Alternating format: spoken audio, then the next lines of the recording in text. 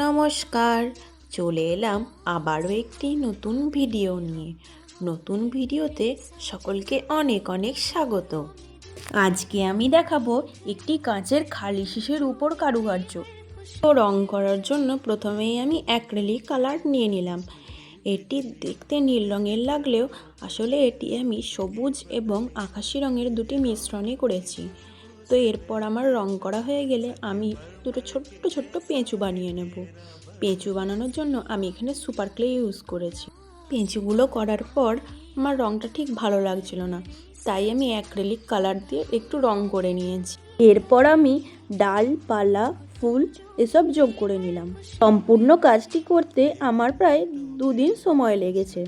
এখানে আমি দুটো পেঁচু, ডালপালা, 3টে ফুল আর কিছু পাতা দিয়েছি। তো এই হলো ফাইনাল লুক। এবার তোমরাই দেখে বলো কেমন হয়েছে। ভালো লাগলে লাইক করে দিও। যদি আমার ভিডিওগুলো ভালো লাগে তাহলে পাশে থেকো। দেখা হচ্ছে নেক্সট কোনো ভিডিওতে। ততক্ষণের জন্য টাটা, বাই বাই।